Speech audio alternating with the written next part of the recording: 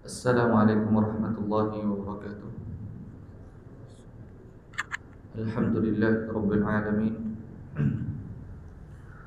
Shalli wa usallim ala nabiyyina Muhammadin wa ala alihi wa sahbihi ajma'in. Allahumma faqihna fid din wa 'allimna ta'wil.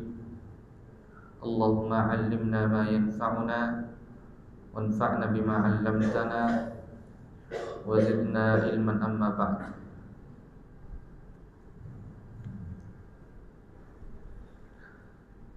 Jamaah sekalian dimuliakan Allah Subhanahu wa taala. Alhamdulillah, segala puji bagi Allah Subhanahu wa taala yang telah memberikan kita segala nikmatnya sehingga pada hari ini kita dapat bertemu kembali dalam kajian Ar-Risalah, kajian Risalah Nawaqidh Al-Islam, yaitu satu risalah yang mulia, satu risalah yang sangat bermanfaat yang ditulis oleh Al-Imam Al-Jalil Muhammad bin Abdul Wahhab rahimahullahu ta'ala. Di pertemuan sebelumnya kita sudah sampai ke pembahasan pembatal keislaman yang ke-9, dan insyaallah pada hari ini kita akan membahas pembatal keislaman yang ke-10.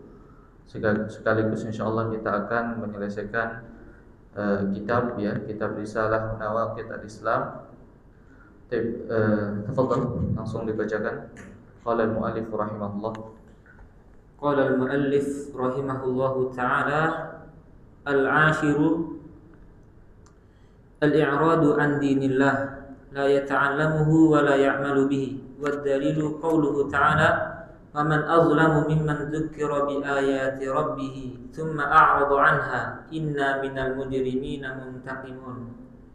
Yang ke-10 yaitu berpaling dari agama Allah dengan tidak mempelajarinya atau tidak mengamalkannya. Dalilnya firman Allah Ta'ala, dan siapakah yang lebih zalim daripada seseorang yang dibacakan kepadanya ayat-ayat Rabb-nya lalu dia berpaling darinya. Sesungguhnya kami akan menghukum orang-orang pendosa.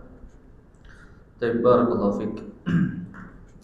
Syekh rahimahullah, beliau menyebutkan pembatalan ke-10 adalah al-i'radu an dinillah, yaitu barang siapa yang berpaling dari agama Allah Subhanahu wa taala.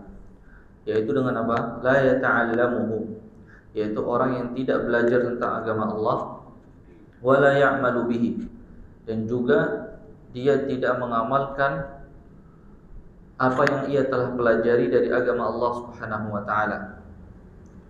Maka ini adalah salah satu sebab pembatal keislaman.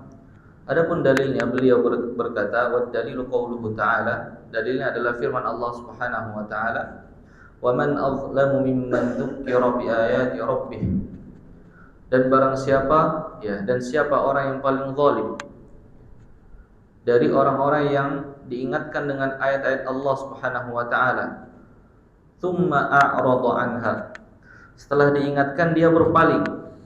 Inna minal mujrimina muntaqimun, sesungguhnya kami, kata Allah, akan menghukum orang-orang yang berbuat dosa. Di sini Allah Subhanahu wa taala berfirman, wa man azlam, siapa orang yang paling zalim. Maksudnya adalah tidak ada orang yang paling zalim melainkan orang yang telah diingatkan tentang ayat-ayat Allah Subhanahu wa taala, tentang Al-Qur'an, tentang As-Sunnah.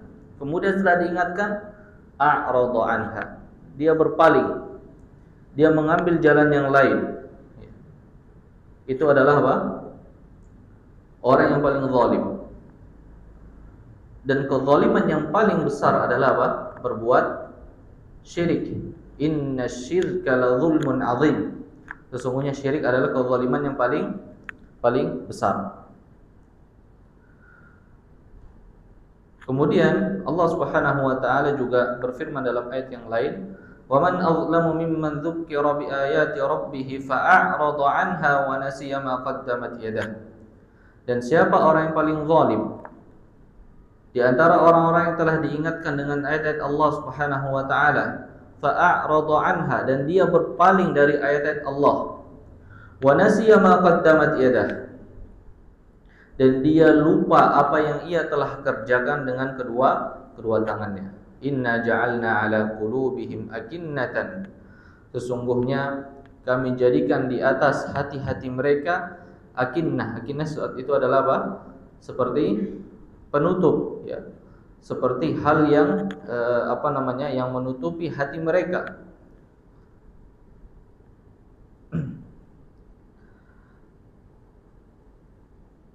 Inna ja'alna ala qulubihim akinnah, sesungguhnya kami, ya, menutup hati-hati mereka sehingga apa? Mereka tidak bisa memahami agama ini.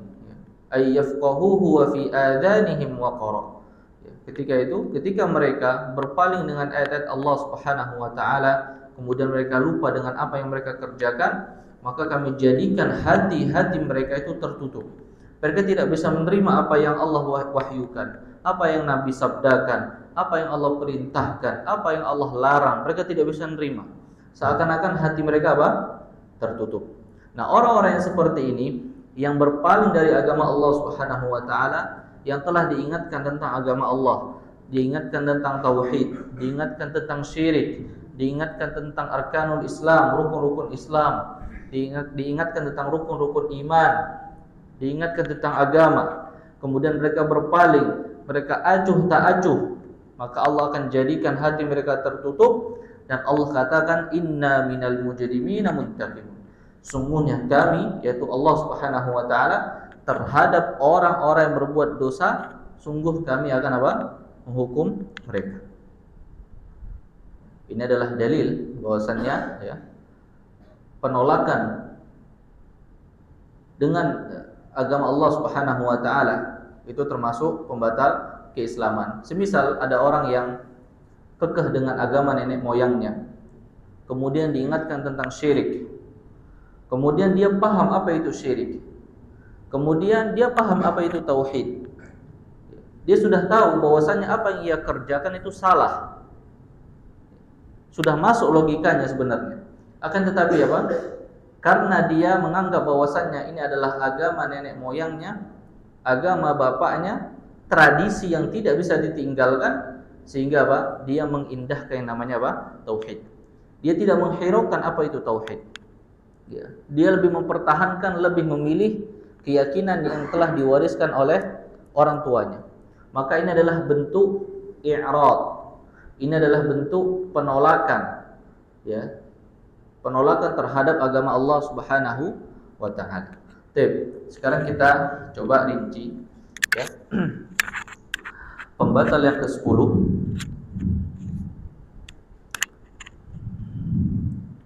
Syekh menyebutkan al-i'rad. Apa itu artinya? Penolakan.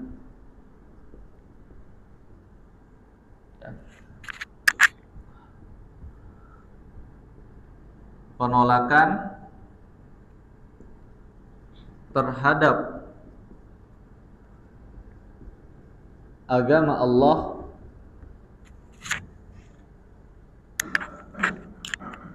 la yata'allamhu, dia tidak mempelajarinya,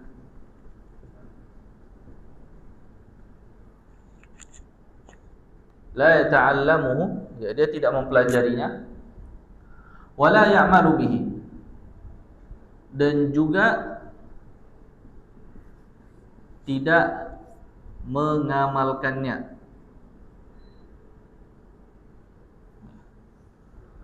Maka ini hukumnya apa? Kufur. Termasuk pembatal keislaman. Baik. Perlu kita ketahui bahwasannya yang termasuk pembatal keislaman adalah penolakan adalah tidak semua ilmu agama. Akan tapi ada ilmu-ilmu khusus. Maka harus kita rinci. Yang pertama adalah ilmu agama itu ada namanya ilmu, ya, yang berkaitan tentang usuluddin, yaitu pokok agama.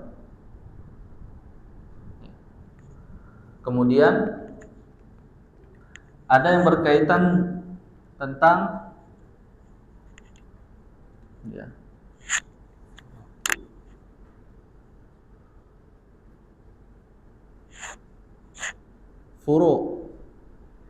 furu'uddin, yaitu cabang agama, atau lebih gampangnya hukum mempelajarinya adalah fardu kifayah. Baik. Kalau pokok agama itu hukum pelajarinya apa? Fardu ain. Ya, apa fardu ain? Wajib, tanpa terkecuali.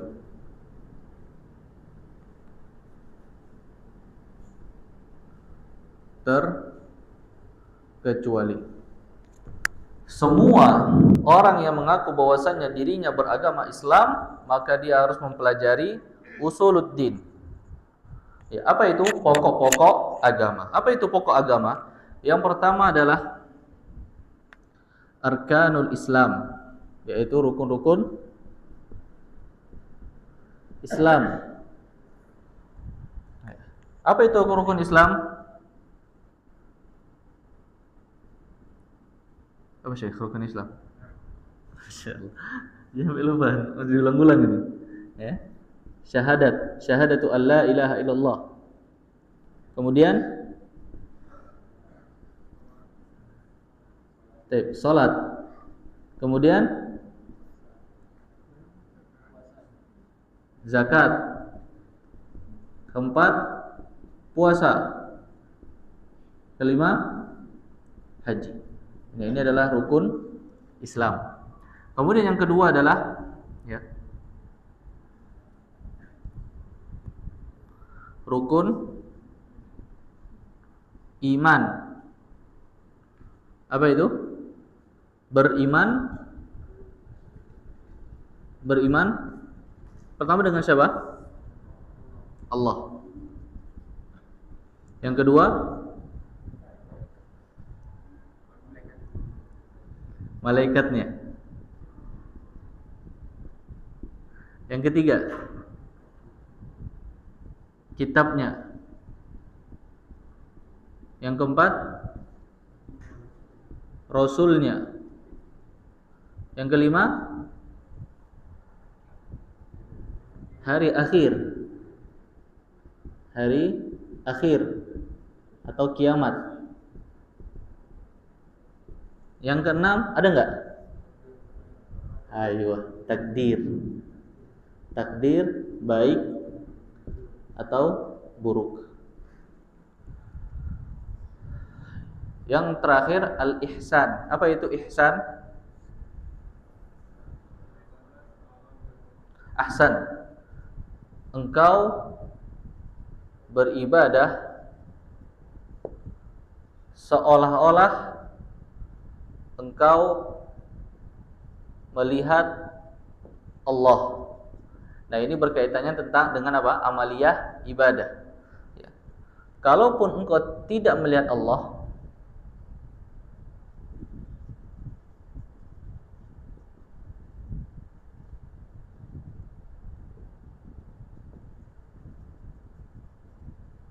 maka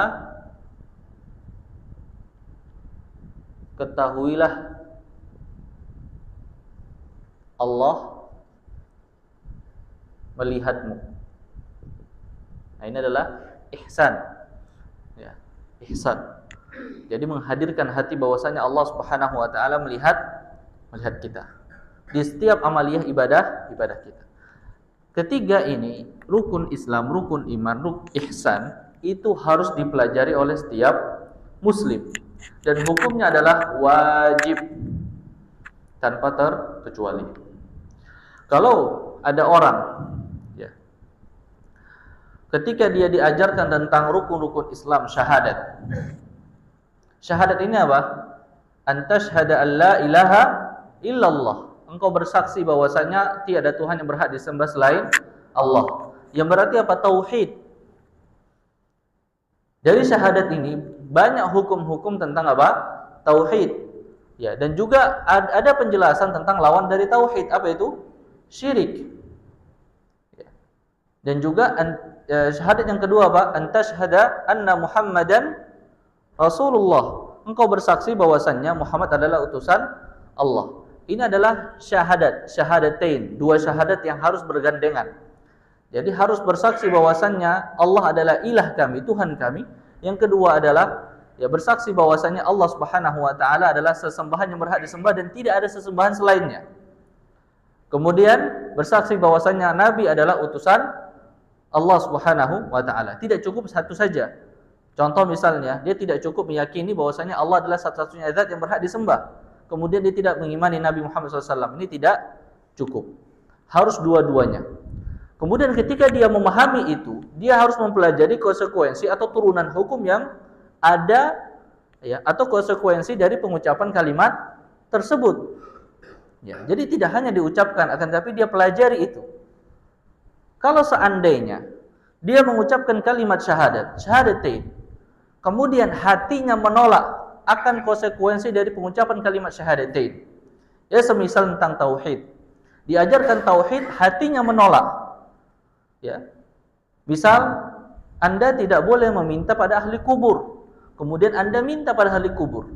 Ketika didakwahkan, dia mengerti, akan tetapi hatinya tidak tenang dan menolak. Maka dia menolak apa namanya? Syahadatain. Ketika dia menolak syahadat ini, ya, persaksian ini, maka ya dia menolak apa? Usul ad-din, yaitu pokok-pokok agama. Ketika dia menolak pokok-pokok agama untuk dipelajari, ya, berarti dia menolak apa? Agama Allah. Ketika dia menolak agama Allah, hukumnya apa? Kufur. Paham? Insyaallah. Ya.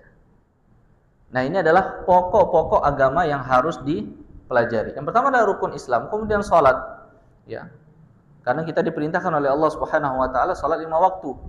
Ya, 5 shalawat, ya. Fi yaumin wa lailah, ya, pada satu hari satu malam. 5 kali salat, satu hari satu malam. Maka wajib kita pelajari salat. Ketika ada seseorang yang mengaku dia muslim, akan tapi dia tidak mau mempelajari salat, menolak untuk mempelajari salat, atau bahkan dia mengatakan, "Alah, salat itu gampang lah." Ya. Allah kan Maha Pengampun. Gampang lah salat itu. Ya. Atau salat itu nanti aja lah, yang penting aku muslim, KTP aku muslim. Naam, KTP antum muslim, akan tetapi apa? Engkau menolak agama Allah Subhanahu wa taala. Konsekuensi orang yang menolak agama Allah apa? Kufur, Islamnya batal. Naam, ditulis di KTP Islam, akan tetapi pada hakikatnya apa? Batal Islam. Kemudian juga zakat. Zakat wajib. Kemudian dia mengatakan saya tidak mau zakat. Saya tidak mau mengeluarkan uang untuk zakat. Maka itu termasuk menolak agama Allah Subhanahu wa taala. Zakat berapa? 2,5%. Anggaplah saya cuma 1% aja. Yang penting kan zakat. Oh, tidak. Ada hukum Allah yang harus engkau jalani. Ada ketentuannya. Ketika engkau menolak hukum tersebut, maka itu termasuk i'rad, penolakan. Ketika termasuk penolakan, itu artinya apa? Kufur, bahaya. Ya. Kemudian juga puasa dan haji, sama. Nah, ini adalah rukun Islam. Kemudian juga rukun iman. Ya. Ketika dia mengatakan saya ini adalah muslim, saya beriman kepada Allah Subhanahu wa taala, maka dia harus beriman kepada rukun-rukun yang lain juga. Yang pertama adalah rukun beriman kepada Allah. Yang kedua adalah beriman kepada malaikat Allah. Yang ketiga kitabnya, rasulnya, hari akhir, dan takdir baik ataupun buruk. Ketika dia menolak beriman dengan salah satu rukun iman, maka apa?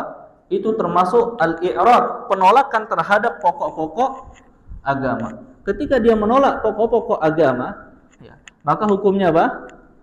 Kufur. Ini adalah pembatal, berarti Islamnya apa? Kalau kufur berarti apa? Islamnya batal. Kalau kita sholat, kemudian wudu kita batal, kita sibuk nggak? Sibuk. Mohon maaf, ketika sholat, atau ketika hendak sholat, qadarullah terkentut misalnya. Sibuk nggak untuk ambil wudhu? Sibuk. Sekarang kalau kita muslim, kemudian Islam kita batal, kita sibuk nggak? Harusnya sibuk. Tapi karena orang nggak ngerti pembatal-pembatal keislaman, sehingga apa?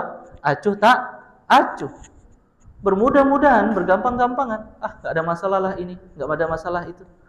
Sehingga apa? Tanpa ia sadari, Islamnya apa? Batal. Seperti halnya orang yang sholat, kemudian dia melakukan salah satu pembatal-pembatal sholat. Sama saja itu. Ya. Pembatal sholat, ya sholat memiliki pembatal-pembatal sholat. Wudu memiliki pembatal-pembatal wudu. Seperti halnya juga Islam memiliki pembatal-pembatal keislaman. Taib, ini adalah usuluddin. Jadi usuluddin ini, ya, kata Syekh rahimahullah, ya, penolakan terhadap agama Allah, yaitu dengan dia tidak mempelajarinya. Maksudnya dia tidak mempelajari usuluddin. Dia tidak mempelajari pokok-pokok agama sengaja, atau bahkan dia membencinya. Dia membenci sholat, dia membenci zakat. Ya. Islam kenapa sih ada zakat? Habiskan uang saya untuk zakat, saking pelitnya. Ada orang seperti itu. Ada. Ya. Atau puasa. Saya kan lapar dari pagi sampai sore nggak makan gitu. Siapa yang sanggup? Padahal banyak yang sanggup. Cuma menurut dia siapa yang sanggup? Saya biasa makan minimal 2 hari sekali. 2 kali sehari ya, terbalik ya. 2 kali sehari. Kalau 2 hari sekali, ya sama aja puasa ya. 2 kali sehari, ya. Minimal. Biasanya 3 kali, 4 kali, 5 kali. Ya. Kemudian disuruh puasa. Subuh bangun, ya sebelum subuh bangun, sahur, kemudian setelah matahari terbenam baru buka, baru boleh makan. Dia menganggap saya siang kerja, capek, saya butuh makan, butuh minum. Bagaimana tentang Islam kok malah nyuruh orang nggak boleh makan? Ya. Disuruh belajar tentang hakikat puasa, mengapa hikmah diwajibkannya puasa dan lain sebagainya, tidak mau belajar. Dan juga tidak mau melaksanakan puasa. Maka ketika dia berkeyakinan demikian, melakukan demikian, tidak mau belajar, ya, maka dia hukumnya apa? Kufur. Dan juga dia mempelajarinya.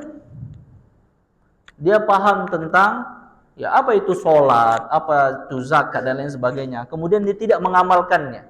Tidak mengamalkannya baik itu karena membenci atau karena menolak, ya. Kebanyakan orang ketika tidak mengamalkannya itu, ya ada yang karena males-malesan, ya. Karena ada orang yang memang tidak suka, ya, tidak suka dengan syariat. Misalnya contoh yang tadi saya sebutkan, ya ini puasa, saya nggak boleh makan. Biasanya saya makan, tapi saya nggak boleh makan. Akhirnya apa? Ada rasa kebencian terhadap apa? Syariat. Maka itu termasuk apa? Penolakan. Maka Syekh menyebutkan dan juga dia tidak mengamalkannya. Maka orang yang seperti ini hukumnya adalah kufur. Ya. Dan penolakan itu berlaku pada usul ad-din. Ya. Apabila penolakan itu terjadi pada usuluddin, ya, dalam pokok-pokok agama, maka itu termasuk keluar dari Islam.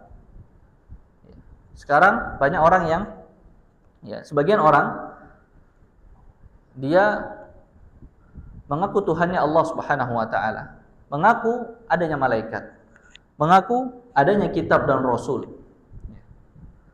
Akan tetapi dia mengimani sebagian rasul dan mengimani sebagian yang lainnya. Ada nggak demikian? Ada. Contoh misalnya, dia mengimani adanya Ibrahim, Musa, Isa dan lain sebagainya. Akan tapi tidak meyakini bahwasanya Muhammad adalah nabi terakhir.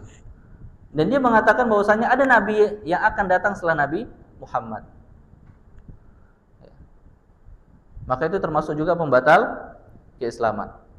Karena kalau dia mempelajari tentang iman terhadap Rasul, maka itu sudah include semua. Dia harus pelajari. Siapa nabi-nabi kita, siapa nabi terakhir, siapa ini dan itu, nasabnya dan sebagainya, itu pelajari semua. Ya. Maka ketika dia tidak mempelajarinya, ya, maka itu termasuk pembatal keislaman. Kemudian juga dia tidak mempelajari tentang takdir, ya. Dia menolak tentang takdir. Dia beriman dengan Allah, malaikat, kitab, rasul, hari akhir, akan tapi tidak beriman dengan takdir. Ketika dia mendapatkan takdir yang baik, masya Allah, aku mendapatkan rezeki 1 miliar misalnya. Oh, ini dari Allah, subhanallah, masya Allah, alhamdulillah, dari Allah subhanahu wa ta'ala. Tapi ketika ditimpa musibah, langsung disalahkan kawannya, ini gara-gara ente, murni ente pokoknya. Gitu kan? Kalau ente nggak begini, nggak akan terjadi begini. Hilang tauhidnya. Ketika enak, masya Allah, tabarakallah. Ketika enggak, ya, dia menyalahkan 100% kawannya. Kalau dia mengatakan, tapi ini qadarullah, akan tapi mungkin ini sebab ente juga, karena ente begini begitu, tapi semua takdir Allah. Itu beda cerita. Ya. Beda cerita. Ya, dia menjelaskan bahwasannya, ya, Anda melakukan ini dan itu. Kalau dalam sisi ilmu begini, itu tidak boleh. Tapi terlepas itu semua, itu adalah takdir Allah Subhanahu wa ta'ala. Ketika dia berkeyakinan demikian, tidak ada masalah. Yang jadi masalah adalah ketika dia menyalahkan, berkeyakinan bahwasannya ini adalah sebab ente 100%, tidak ada campur tangan Allah. Allah nggak salah, ente yang salah. Gitu. Ini bukan takdir Allah, tapi takdir ente yang apa namanya itu, yang lagi apa, salah perhitungan dan lain sebagainya. Ada bahasa Jakarta itu kan, ya, orang-orang Jakarta tuh kalau ngejudge orang tuh sakit itu. Nah, bahasa-bahasa mereka. Nah, itu tuh. Jadi misalnya ini gara-gara ente, kalau ente nggak ngomong begini, kalau ente nggak salah perhitungan, kalau ente nggak begini nggak akan terjadi. Ya, akhi, ini takdir Allah. Iya, takdir Allah. Tapi ini takdir ente itu yang nggak betul, kan begitu. Ya. Waliyadzubillah. Ini termasuk menolak apa? Takdir. Walaupun dia berkeyakinan demikian, ya, maksudnya dia berkeyakinan Allah, malaikat, kitab, rasul, hari akhir, akan tapi dia tidak paham tentang takdir baik dan buruk, ya, maka dia wajib mempelajarinya. Ketika dia enggan mempelajarinya, kemudian juga tahu ini, tapi dia enggan mengamalkannya, seakan-akan tidak masuk di akal pikirannya. Ya. Ketika dia coba, ya, hatinya itu coba ditata bahwasannya ini adalah takdir Allah Subhanahu wa ta'ala misalnya. Tapi hatinya itu enggak kena.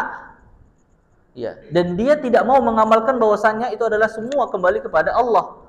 Ya, terus menerus menyalahkan dan lain sebagainya. Tidak mau mengambil hikmah, ya. Maka dia tahu ilmu tapi tidak mau mengamalkan. Itu sama saja dengan apa? Kufur. Dan Syekh ingin menyebutkan, ya, mengapa harus, ya, orang itu harus mempelajari ilmu dan mengamalkan, ya, karena jangan sampai kita orang Islam sama dengan orang Yahudi dan Nasrani. Orang Yahudi itu apa? Punya ilmu tapi nggak mau ngamalkan.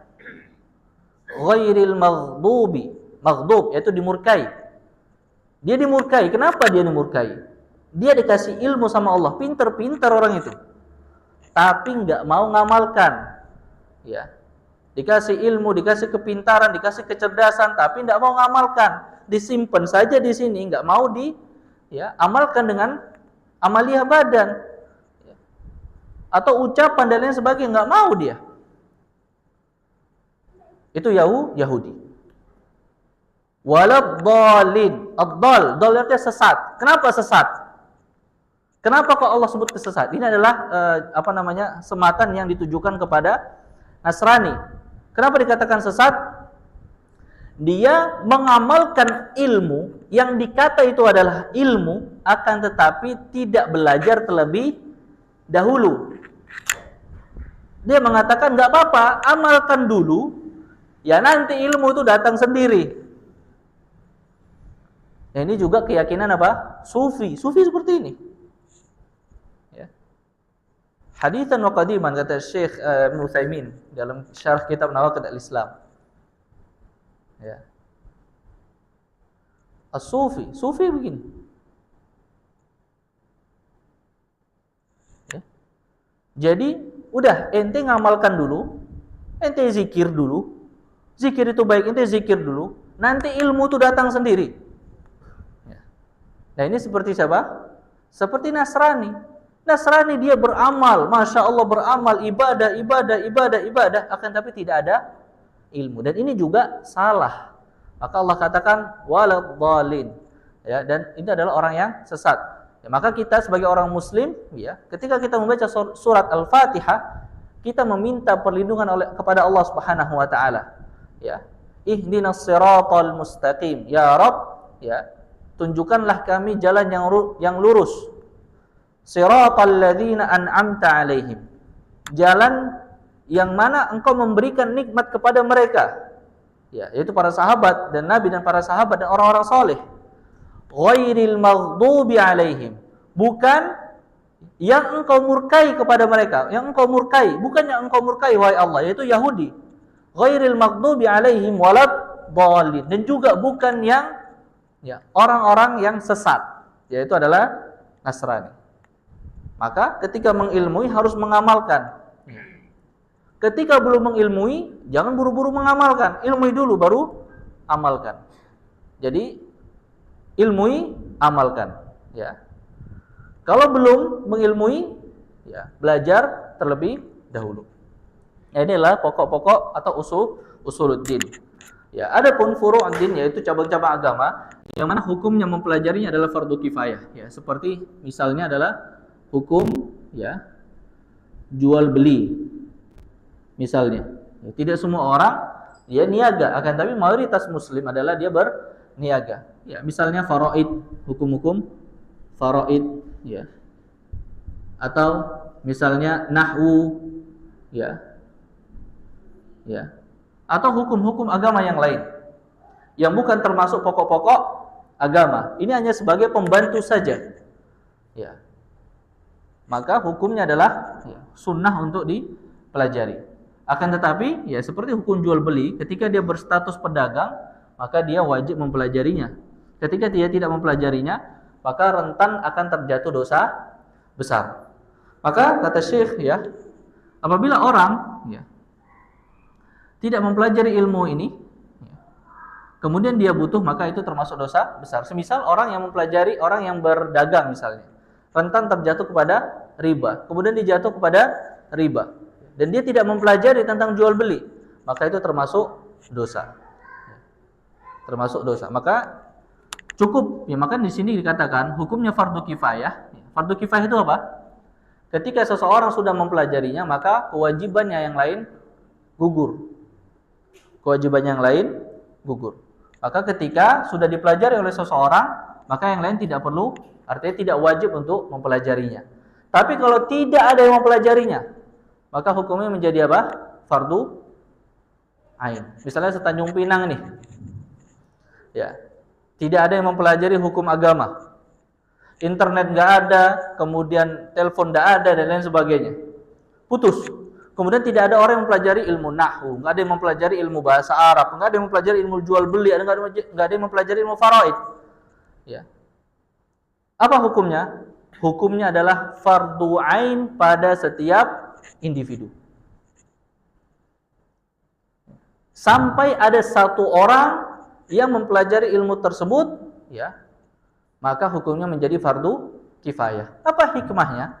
Hikmahnya adalah ketika seseorang ingin menanyakan suatu permasalahan, ya, bisa menanyakan kepada orang tersebut. Walaupun dia tidak mempelajari secara keseluruhan, paling tidak ada satu orang yang mempelajari ilmu-ilmu tersebut yang bisa menjadikan atau menjadi apa? Rujukan. Ya. Ini adalah hukum agama yang bersifat fardu kifayah. Beda dengan halnya dengan pokok-pokok agama. Ini kaitannya dengan diri seorang muslim. Ya, seperti syahadat, salat, zakat, ini ibadah amalia keseharian. Maka tidak cukup diwakilkan oleh satu orang. Ya. Kalau yang hukumnya fardu kifayah, ya, bisa diwakilkan oleh satu orang. Misalnya untuk faraid, Anda nggak boleh cari faraid, nggak ada masalah. Ketika ada masalah baru nanya. Misalnya itu ada orang meninggal, aku nggak tahu nih saya nggak tahu cara membagi harta warisan. Nanya ke ustadz, nanya ke orang yang mempelajarinya. Selesai masalah. Ya. Tapi yang kaitannya dengan rukun Islam, rukun iman, ya ini adalah kaitannya dengan individu yang mana itu melekat dalam diri keseharian seorang muslim. Setiap hari orang terikat dengan syahadat, terikat dengan tauhid. Setiap hari orang terikat dengan salat, terikat dengan zakat. Zakat itu ada di pundaknya walaupun setahun sekali dikeluarkan. Ya. Puasa setahun sekali, tapi ingat ada kewajiban di situ. Haji, walaupun itu ketika mampu, tapi ada kewajiban di pundaknya. Ya, maka itu berkaitan dengan apa? Diri seorang muslim. Kemudian rukun iman, berkaitan dengan keyakinan. Ya, orang harus berkeyakinan Allah adalah Tuhan, berkeyakinan Allah itu ada, berkeyakinan malaikat, berkeyakinan Rasul, ya kitab, hari akhir dan takdir. Gak cukup misalnya Anda baru berkeyakinan kemudian Anda menanyakan kepada seorang ustadz, gak ada situ, korelasinya gak ada. Ya. Maka wajib bagi setiap muslim mempelajari pokok-pokok agama. Setelah mempelajarinya, maka harus mengamalkannya. Adapun hukum, ya, ketika dia misalnya contoh, ada satu orang yang tidak, maksudnya orang itu tidak mempelajari tentang contoh misalnya dalam satu daerah, ya, tidak mempelajari hukum jual beli misalnya. Kemudian, ya, hukumnya menjadi apa? Fardu ain. Ketika masih tidak ada yang mempelajari juga, maka setiap orang yang dalam daerah tersebut, ya, itu melakukan dosa besar dan bermaksiat. Statusnya menjadi bermaksiat. Akan tapi tidak sampai kepada pembatal keislaman. Itu berlaku pada hukum-hukum furu', cabang. Tapi kalau masalah agama, masalah pokok-pokok agama, ya, baik itu ada orang atau tidak ada orang yang mempelajari, tapi yang jadi poinnya adalah diri ente mempelajari apa enggak? Kalau ente mempelajari, ente selamat. Kalau ente mempelajari dan mengamalkan, ente selamat. Tapi kalau ente nggak mempelajari dan nggak mengamalkan, nah bahaya. Tapi kalau ini, ya, kalau ente nggak mempelajari, ada orang lain mempelajari, aman. Ya, nggak ada masalah. Yang jadi masalah adalah ketika ente nggak mempelajari, kemudian nggak ada yang mempelajari, maka ente mendapatkan status dosa besar dan bermaksiat. Akan tapi itu tidak sampai kepada pembatal keislaman. Dosa juga dosa. Tapi kalau ada satu orang yang mempelajari, maka itu tidak berdosa. Kecuali kalau ente berdagang. Ya, berdagang itu paling tidak harus mengilmui dulu cara berdagang. Ya, cara berfikih muamalah itu bagaimana agar supaya tidak terjerumus dalam hal-hal yang diharamkan. Ya, cukup misalnya sebatas bagaimana cara dagang dan lain sebagainya. Kalau tidak tahu paling tidak nanya dan lain sebagainya, itu sudah termasuk mempelajari cara berdagang atau cara muamalah secara Islam. Ya. Sampai sini dipahami insyaallah. Ada yang ingin bertanya? Silakan.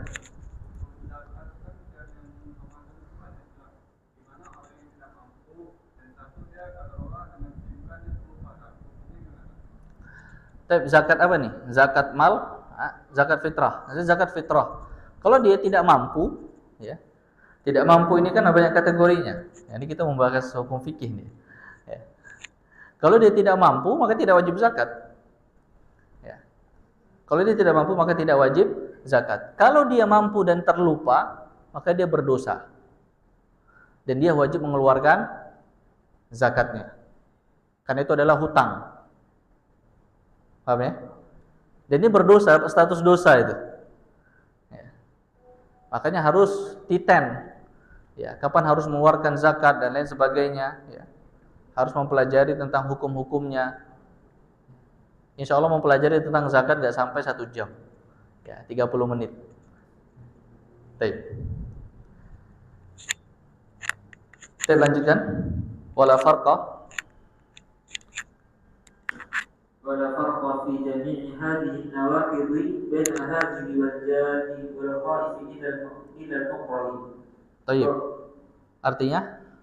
Dan tidak ada perbedaan dalam pembatal-pembatal ini antara orang yang bergurau, orang yang serius, dan orang yang takut, kecuali orang yang di pasar. Baik, barakallahu fik.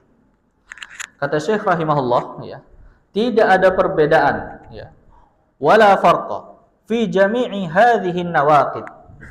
Tidak ada perbedaan dalam pembatal keislaman yang disebutkan oleh Syekh, ya, antara orang yang hazil, yaitu orang yang bercanda gurau, ya. Contoh orang yang dia itu menjadikan agama ini atau sebagian hukum agama sebagai candaan. Ya, semisal yang saya sampaikan stand up komedi, ya, kemudian dia bercanda tentang surga dan neraka, ya. Atau misalnya orang yang dia itu sudah tahu hukumnya pergi kepada tukang sihir itu adalah haram, bahkan bisa termasuk pembatal keislaman. Kemudian dia sengaja pergi ke tukang sihir dengan tujuan apa? Pengen main-main aja, ya, supaya apa? Kira-kira sihirnya ini apa ya? Ampuh apa enggak gitu. Bukan dengan tujuan dakwah, beda dengan tujuan dakwah. Kalau misalnya datang ke tukang sihir, kemudian dia ingin membatalkan atau menumpaskan sihir tersebut, berdakwah kepada dia, ya, itu tidak ada masalah. Tapi yang jadi masalah adalah dia datang ke tukang sihir, nggak mempunyai ilmu, ya, cuma sok-sokan, pengen tahu kira-kira sihirnya ampuh apa enggak nih. Ya. Dia sudah tahu hukum pergi ke tukang sihir itu haram, bahkan bisa termasuk membatal keislaman. Dia datang ke tukang sihir, main-main. Maka termasuk apa hukumnya? Pembatal keislaman, kufur. Jadi termasuk mengolok-olok agama. Itu namanya hazil. Syekh menyebutkan, ya, wala farqa fi jami'i hadhihi nawaqid, ya, tidak ada perbedaan, ya, pada semua pembatal-pembatal ini bainal hazil, antara orang yang bermain-main, mengolok-ngolok, wal jad, yaitu orang yang bersungguh-sungguh, ya. Di sini, ya, tidak ada perbedaan.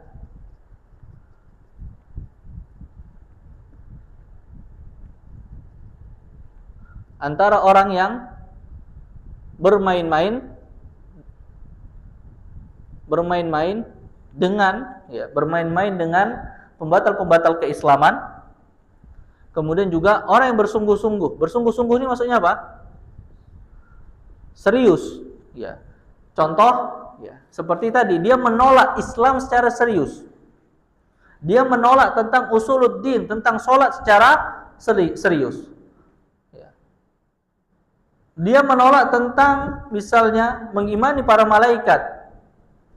Dia menolak mengimani Rasul misalnya. Secara serius. Ketika didakwahi, wah, dia penolakannya lebih kencang lagi, lebih kuat lagi. Serius dia. Ya. Enggak percayanya serius, macam mana itu? Ya. Nah, ini termasuk orang yang jad. Kemudian yang ketiga, al-khaif. Orang yang takut. Ya. Semisal, ya, contoh, ada satu penguasa, misalnya, satu penguasa, kemudian mengatakan, ya akhi, ya bukan ya akhi, sopan kali penguasa bilang ya akhi, ya, engkau gitu ya, nah, ini terlalu ini, ya, tapi Anda gitu ya, ini sopan, tolong buat suatu stand up komedi yang bisa membuat saya ketawa. Tapi ada nyerempet-nyerempet tentang agama saya ini. Materinya seputar itu. Oke? Atau bukan penguasa, atau temannya, atau yang lainnya. Kemudian dia memiliki rasa ketakutan. Kalau aku tidak melakukan, akan dikenakan misalnya apa? Diejek, dipukul dan lain sebagainya. Akan tetapi digaris bawahi, ketakutan dia ini hanya sekedar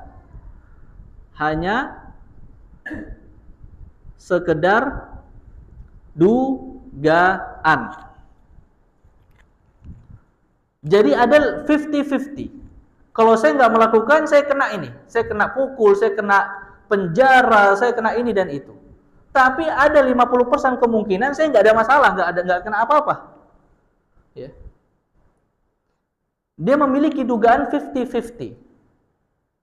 maka ini termasuk pembatal keislaman. Ya. Jadi ketakutan dia ini masih 50-50. Ya. Ragu. Ya, masih berupa dugaan saja.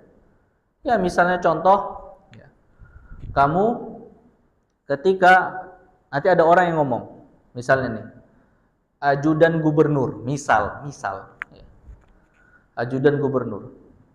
Kamu kalau nanti jumpa Pak Gubernur, kepala nunduk gini, ruku, ya, tunjukkan penghambaan dan lain sebagainya. Pokoknya ruku nih.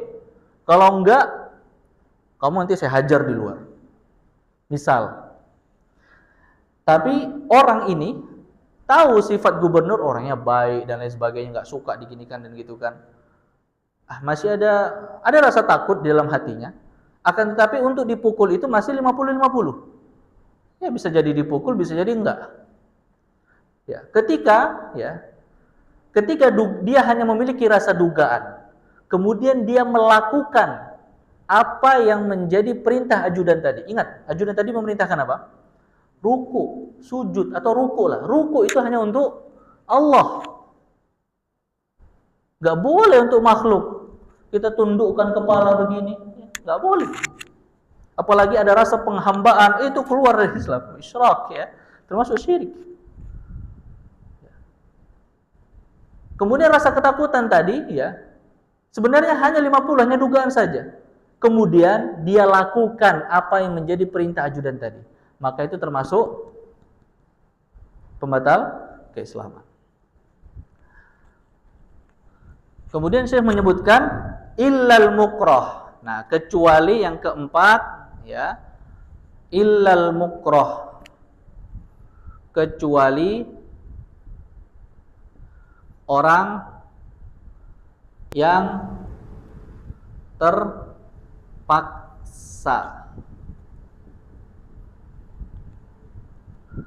Terpaksa ini apa? Dia memiliki keyakinan. Memiliki keyakinan bahwasannya hukuman itu betul-betul akan dilaksanakan. Misalnya, dia memiliki keyakinan bahwasanya hukuman itu betul-betul akan dilaksanakan. Ya, semisal jadi contohnya kita ambil. Ya, ada seorang raja, kemudian ajudannya mengatakan, kamu kalau enggak ruku, kemudian kalau enggak ruku sambil jalan begini, biasanya begitu ya. Bisa begitu. Ada raja-raja gitu ya. Ruku dan lain sebagainya, tunjukkan ibaratnya kayak penghambaan dan lain sebagainya. Kalau kamu enggak melakukan ini, kamu bisa bakalan dibunuh. Atau kamu dipenjara, atau misalnya kamu akan disiksa. Dan dia memiliki keyakinan, kalau aku enggak melakukan, aku bakalan digitukan. Ya, mungkin keyakinan itu berlandaskan ada ya temannya dulu pernah melakukan dan lain sebagainya. Ya, sehingga dia mengatakan dalam hatinya, kalau aku enggak berbuat demikian, aku bakalan dizolimi misalnya. Maka itu adalah orang yang termasuk atau dikategorikan sebagai mukroh, ya, atau terpaksa. Bedanya terpaksa dengan takut ini adalah kalau takut hanya sekedar dugaan 50-50. Tapi kalau terpaksa dia memiliki keyakinan bahwasanya dia akan terkena hukuman, ya, maka itu termasuk dikategorikan sebagai mukroh. Orang yang mukroh, orang yang dipaksa, ya, itu diampuni oleh Allah Subhanahu wa taala. Kata Allah, man kafara billahi, ya, man kafara billahi, Astaghfirullah, surah An-Nahl. Kafir Syekh? Wa qalbuhu mutmainnun bil iman. Ya, barang siapa man kafara billahi ba'da imanihi illa man ukriha wa qalbuhu mutmainnun bil iman. Barang siapa yang kufur terhadap Allah setelah keimanannya. Dalam surah An-Nahl. Jadi dia melakukan hal yang kufur sebelumnya, yang mana sebelumnya dia adalah beriman kepada Allah Subhanahu wa taala. illa man ukriha wa qalbuhu mutmainnun bil iman. Akan tetapi dia kufur tadi, dia ukrih, ya, dia dipaksa, wa qalbuhu, dan hatinya tenang dengan keimanan, ya, maka itu tidak masalah. Dan ini terjadi pada sahabat-sahabat Ammar bin Yasir radhiyallahu anhu. Ketika itu dia dipaksa untuk menghina Nabi Muhammad SAW. Kemudian disiksa sehingga Ammar tidak sanggup. Ya, kemudian dia menghina Nabi Muhammad SAW atau mencela Nabi Muhammad SAW di hadapan pemimpin Quraisy, di hadapan orang yang menyiksanya. Ketika dia dilepaskan, dia pergi kepada Nabi Muhammad SAW dan mengadu tentang hal tersebut. Maka Nabi SAW pun mengatakan kepada Ammar, ya, kaifa qalbuk? Oh, kama qala Nabi SAW, bagaimana hati Anda? Kaifa qalbuk, ya, atau kama qala Nabi SAW, bagaimana hati Anda wahai Ammar? Ya. Ammar mengatakan, hatiku tenang dengan keimanan. Hatiku tenang dengan keimanan. Dan Nabi SAW tidak mempermasalahkan hal tersebut. Kenapa? Karena status Ammar radhiyallahu anhu pada saat itu dia tengah dipaksa, ya, atau dalam kondisi mukroh. Dia disiksa. Akan tetapi hatinya tenang dengan keimanan. Maka dalam kondisi yang keempat, ketika dia terpaksa, ya, dan dia memiliki keyakinan bahwasanya hukuman itu betul-betul akan dilaksanakan, ya, maka dia boleh melakukan hal tersebut, akan tapi dengan syarat hatinya harus tenang dengan keimanan. Harus tenang dengan keimanan. Tapi kalau hatinya ngikuti apa yang dia ucapkan, itu beda lagi. Ya. Itu beda lagi. Jadi harus mengikuti hatinya harus tenang dengan apa? Keimanan. Baik, sampai sini paham insyaallah. Tapi kita lanjutkan lagi. Fadhal ya Syekh. Wa kulluha min a'zami ma yakunu khataran wa aktsari ma yakunu wuqu'an. Fayanbaghi lil muslimi an yahdharaha wa yakhafa minha 'ala nafsihi. Na'udzu billahi min mujibati ghadabi wa alimi iqabi. Wa sallallahu ala khairi khalqihi Muhammadin wa ala alihi wa sahbihi wasallam. Dan seluruh pembatal tersebut termasuk perkara yang paling besar bahayanya dan termasuk perkara yang paling sering terjadi. Maka hendaknya apabila itu menimpa atas dirinya, kita berlindung kepada Allah dari memperoleh murkanya dan dari pedihnya siksanya. Semoga Allah mencurahkan salawat serta salam atas Nabi kita Muhammad, atas keluarganya dan atas para sahabatnya. Baik. Syekh menyebutkan wa kulluha min a'zami ma yakunu khataran. Dan setiap pembatal yang beliau sebutkan min a'zami ma yakunu khataran adalah a'zam, ya, termasuk hal-hal yang paling besar bahayanya terhadap muslim, ya. Wa min aktsari ma yakunu wuqu'an, dan yang paling sering terjadi di kalangan kaum muslimin. Jadi beliau menyebutkan 10 pembatal keislaman ini, 10 pembatal ini, itu bukan berarti pembatal keislaman itu hanya 10. Ya, beliau menyebutkan karena dua sebab. Yang pertama adalah pembatal keislaman yang beliau sebutkan itu yang paling bahaya. Ya, semua pembatal keislaman bahaya. Akan tetapi ini bahaya sekali ini. Ya. Bahaya dan paling sering terjadi. Nah, poin kedua yang lebih yang harus lebih digarisbawahi. Kalau bahaya, semua bahaya. Pembatal keislaman semua bahaya. Yang kedua adalah paling sering terjadi di kalangan kaum muslimin. Ya. Maka beliau menyebutkan 10 pembatal keislaman ini, ya, agar supaya kaum muslimin berhati-hati. Karena banyak orang muslim yang tidak sadar bahwasanya dia telah melakukan pembatal-pembatal keislaman. Ya. Dia meyakini Islam adalah agamanya, akan tapi dia tidak sadar bahwasannya dia telah melakukan pembatal keislaman. Sehingga apa? Ketika dia meninggal, iya kalau Allah ampuni. Kalau Allah tidak ampuni, bisa kita berhujjah di hadapan Allah? Tidak bisa lagi. Maka wajib kita mengilmui ini. Mengilmui tentang pembatal-pembatal keislaman. Ya. Maka Syekh menyebutkan, ya, beliau menyebutkan 10 pembatal ini karena yang paling besar, yang paling bahaya, yang paling besar, yang kedua adalah paling sering terjadi. Kemudian beliau menyebutkan fayambaghi lil muslim ayyahdharaha, maka hendaklah bagi setiap muslim ya untuk berhati-hati, wa yakhafa minha ala nafsihi, dan mengkhawatirkan dirinya sendiri ya. Artinya mengkhawatirkan dari pembatal-pembatal keislaman. Jangan merasa bahwasannya ya mudah dan lain sebagainya. Ingat tauhid. Ya, kita kalau batal sholat kita karena sebab salah satu pembatal wudu misalnya, karena kalau wudunya batal, sholatnya pun batal ya, seperti terkentut dan lain sebagainya. Ya, itu kita sudah risau. Buru-buru kita ke kamar mandi atau ke tempat wudu kemudian memperbarui apa? Wudu. Ya. Apalagi tentang Islam. Maka harus kita pelajari dan kita khawatirkan diri kita. Kenapa khawatir diri kita? Karena yang kita sebutkan tadi. Bisa jadi ketika kita meninggal dalam kondisi itu adalah pembatal keislaman, kita melakukan salah satu pembatal keislaman, bisa jadi Allah tidak mengampuni dosa kita. Nah, ini yang bahaya. Iya, kalau Allah ampuni, selamat kita. Akan tapi kalau Allah tidak ampuni, kemudian Allah memberikan ini sebabnya mengapa Allah tidak mengampuni Anda. Nah, ini yang bahaya. Ya. Karena sebab Anda melakukan pembatal-pembatal keislaman, ini bahaya. Maka wajib kita ilmui.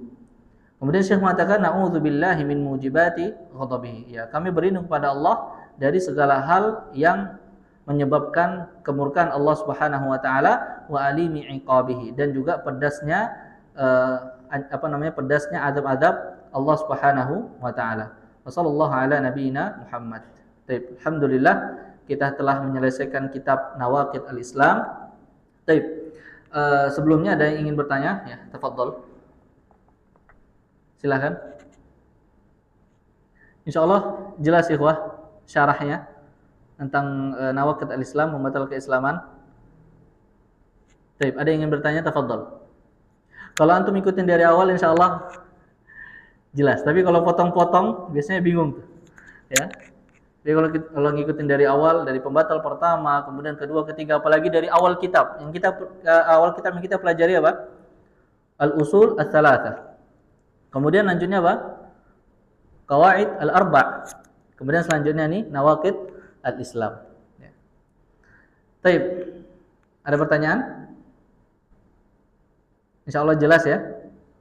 Baik, barakallahu fik, dan insyaallah nanti untuk pertemuan berikutnya kita memasuki kitab Tauhid. Kita mempelajari kitab At-Tauhid ya, karangan Syekh Muhammad bin Abdul Wahhab rahimahullahu taala. Kitab Tauhid kitabnya panjang. Ya, kalau ini kemarin kita mempelajari tentang risalah-risalah saja. Ya, artinya kitab-kitab kecil. Kalau kitab Tauhid agak panjang penjelasannya. Ya, jadi enggak cukup 1 bulan. Ya, atau 2 bulan enggak cukup, biasanya lebih dari itu. Maka harus lebih konsisten lagi. Ya, kenapa? Kenapa kok Anda memilih kitab-kitab yang kecil? Agar supaya pemanasan dulu. Ya. Pemanasan dulu. Antum selesai 1 kitab, selesai lagi 1 kitab, selesai lagi 1 kitab. Habis itu kitab yang agak panjang sedikit, nanti kitab mutawwal, kitab panjang. Ya. Tapi kalau Anda langsung kasih antum nih, ya. Apa misalnya? Majmu' Fatawa dibahas di sini. Majmu' Fatawa begini, Al-Mughni begini. Langsung akan kasihkan Al-Mughni, antum buka buku Al-Mughni, ya, ambil apa PDF dan lain sebagainya. Terserah, pokoknya ada kitab. Bingung antum. Ya. Tapi kalau pelan-pelan ya, kitab risalah selesai, kitab usul salasah selesai, kitab ini selesai ya. Insyaallah lebih ini ya, lebih biar semangat. Dan juga kaji kitab ini ikhwah ya, yang dimuliakan Allah Subhanahu wa taala. Tantangannya adalah dia saling berkaitan dengan pelajaran-pelajaran sebelumnya. Ya. Makanya Anda sering mengatakan atau bertanya ya kepada ikhwan semua yang hadir, kenapa ini? Ya, ingin mengetes sebenarnya. Antum paham apa tidak? Atau antum muraja apa tidak? Itu aja. Ya. Karena dalam belajar kita harus memiliki metode, cara belajar. Cara belajar harus ada. Mengapa juga ana bilang ke ikhwan-ikhwan yang hadir, jangan antum catat ketika ana lagi menjelaskan. Tapi apa? Foto. Sudah sekarang zamannya sudah modern ya. Ustaz, bagaimana dengan perkataan qayyidul ilma bil kitabah? Ikatlah ilmu dengan tulisan. Nanti nulisnya nanti. Iya betul dengan tulisan, tapi nanti jangan sekarang. Ya. Dengan antum memfoto tadi, kemudian antum memahami apa yang disampaikan, kemudian antum memiliki lagi catatan khusus. Antum jabarkan dengan bahasa antum. Jangan bahasa ana. Antum jabarkan dengan sesuai pemahaman antum. Jabarkan, tulis. Dengan itu pemahaman antum lebih melekat. Kemudian antum jadikan ini satu buku catatan. Antum setelah menyelesaikan kitab Nawaqidul Islam, jadikan satu catatan, satu faedah. Setelah menyelesaikan Nawaqidul Islam, faedahnya ini semua dari A sampai Z kitab misalnya. Dari kitab pertama, dari kitab terakhir misalnya. Dari halaman pertama sampai halaman terakhir. Ini faedahnya. Pisahkan. Kemudian kaji kitab yang lain. Ya. Kemudian ada faedah-faedah foto. Kemudian jabarkan lagi, begitu setiap hari. Ya, setiap kajian seperti itu. Habis itu selesai kitab, kemudian kumpulkan tadi catatan tadi, kemudian kumpulkan menjadi satu buku. Dan idealnya ada ujian. Idealnya ada ujian. Ujiannya apa? Ya. Antum pakai ya bisa ABC, bisa apa gitu ya. Kirim ya pokoknya ujian lah. Dengan itu ilmu lebih melekat. Ya, jadi kenapa anak nggak mau juga kalau kajian-kajian tematik itu anak yakin. Ketawa boleh tapi antum datang tapi habis itu 10 menit kemudian enggak ada yang antum ya ngecas iman, sahih ya, enggak ada masalah ya. Kajian kajian tematik enggak ada masalah. Tapi kalau sering kajian tematik terus, apa yang antum dapatkan? Enggak. Ya. Kalau kita sudah mengenal ilmu, mengenal manhaj, mengenal akidah, khalas, belajar kitab. Kajian tematik adalah untuk orang awam yang belum mengenal. Yang belum mengenal ya, itu mungkin kajian tematik pantas. Kulit-kulitnya dikasih dulu. Tapi kalau sudah paham, ya, sudah mengerti manhaj as-salaf, aqidatus salaf, kemudian masih rutin kajian tematik, kajian kitab malah pergi, Allahu a'lam bishawab. Ya. Ukabbir alaihi arba'ah. Apa maksudnya sih? Bertakbir berapa? 4 kali. Berarti menjadi apa itu? Ya, itu biasanya ibarah yang disematkan oleh Syekh. Makanya Syekh memiliki guru, Syekh Abdul Karim Al-Jazairi, guru Quran kami. Beliau kalau menerangkan itu, kemudian bukan kesel lah, bahasanya itu kayak murid-muridnya dinasihatin misalnya dan lain sebagainya, kemudian sudah mentok gitu ya, ukabbir alaihi arba'ah, sering ngomong begitu. Ya, aku sholatkan kalian sholat mayit gitu ya. Nggak bisa lagi saya ngomong sama kalian dah gitu kan. Nah, seperti itu. Jadi itu adalah metode metode kita belajar. Dulu memang anak mempunyai metode belajar bahasa Arab, tapi sekarang qadarullah ya belum jalan lagi itu ya, mudah-mudahan nanti ada kesempatan kita jalan lagi. Dan metodenya sama yang anak terapkan, ada ujian, ada apa segala macam ya. Dan anak juga ingin menerapkan juga dalam kajian-kajian ini. Kenapa anak pakai papan tulis dan lain sebagainya? Agar supaya antum memfoto faedah.